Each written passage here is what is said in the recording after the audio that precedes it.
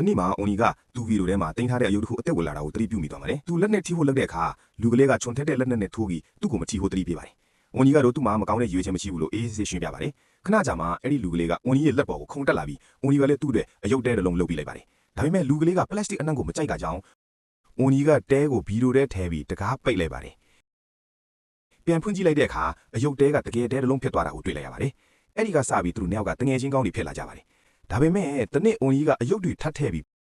ပြန်ဖွင့်ကြည့်လိုက်တော့ကြောက်စရာကောင်းတဲ့မြင်ကွင်းတစ်ခုကိုတွေ့လိုက်ရပါတယ်။အနေအောင်ဝတ်ထားတဲ့လူတစ်ယောက်ကဒိုင်နိုဆာနဲ့တိုက်ခိုက်နေပြီးစက်ရုပ်ကလည်းစစ်သားတွေနဲ့တိုက်ခိုက်နေကြပါတယ်။သူတို့ကအွန်ကြီးကိုတောင်ရန်တူလို့ထင်နေကြပါတယ်။လန့်သွားတဲ့အွန်ကြီးကတကားအချက်ချင်းပိတ်လိုက်ပြီးပြန်ဖွင့်လိုက်တဲ့အခါအရာအားလုံးပုံမှန်ပြန်ထွေသွားပါတယ်။နောက်တနေ့မှာလူကလေးကအွန်ကြီးကိုနှိုးပြီးသူ့အခန်းကပြင်းစရာကောင်းတယ်လို့ပြောပါတယ်။အွန်ကြီးကသူ့ကိုအိမ်တော်ဖဲခေါ်သွားလိုက်ပေမဲ့ငှက်တကောင်ကသူ့ကိုစားမလို့ကြံနေပါတယ်။အွန်ကြီးကချက်ချင်းကဲပြီးအိမ်ထဲပြန်ခေါ်လာတဲ့အခါလူကလေးချောင်းမှဒဏ်ရာရနေတာကိုတွေ့လိုက်ရပါတယ်။ဒါကြောင့်အွန်ကြီးကအယုတ်ဆေးသက်ပြေတကောင်ကိုဘီရိုထဲချက်ချင်းထည့်လိုက်ပြီးပြန်ဖွင့်လိုက်တဲ့အခါဆေးသက်ပြေကလေးအသက်ဝင်လာပါတယ်